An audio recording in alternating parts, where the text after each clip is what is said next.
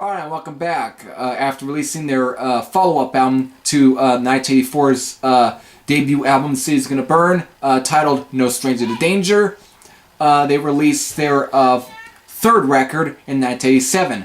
And of course, this is their debut LP on Enigma Records, since the first two they were on Target Records. But here, they were signed with Enigma, which of course was a home to Stryper and Obsession and blah blah blah. So, if it was indicated on what sound that they were going to take on No Stranger to Danger, here, oh yeah, they definitely are a full-fledged power thrash metal band on this album, with definitely some very emotional parts, a very good variety of little parts as well. Definitely kind of keep the listener from not being bored. It's also a very catchy album. Just definitely good, well-rounded. Of course, the album starts off with the instrumental titled Demolition.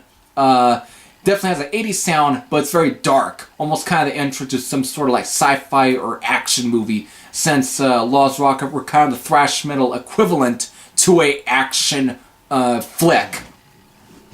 Some some Arnold Schwarzenegger Rambo film or some sort. That's just kind of like the sound that Lääz Rockit wanted to kind of bring into their music, where it's just high octane packed shit.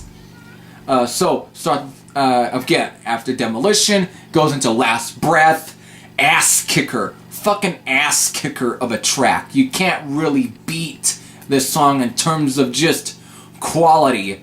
Definitely, some of the sound even reminds me a bit of Remnants of War by Hellstar, or Methods of Madness by Obsession. Of course, Lääz Rockit were like a much more heavier, Obsession. Of course, we got Hiroshima, another great track as well. Most Dangerous Game here, kind of continuing the sort of emotional stuff that was kind of provided on No Stranger Danger, Spread from the Fire, but it's taken a little more of a serious route.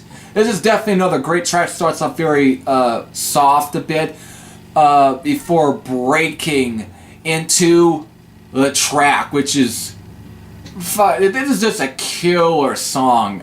Just emotional is what I can just describe as an emotional song. Very haunting in some places.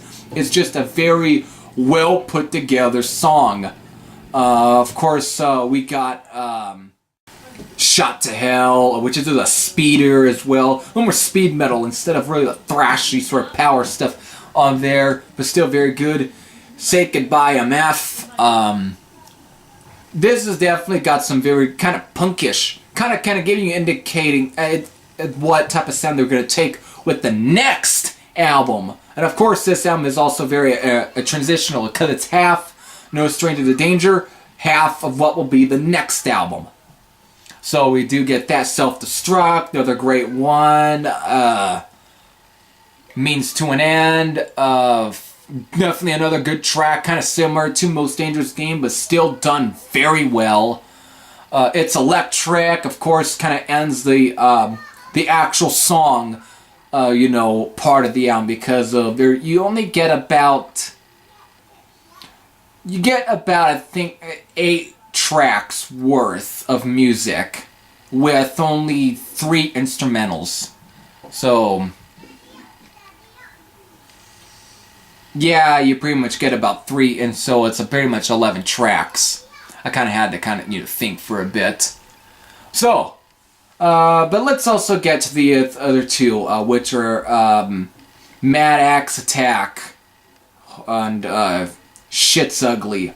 Mad Axe Attack is pretty much what you expect. It's very much a very guitar noodling song. That's all it is. It's pretty much just a guitar solo.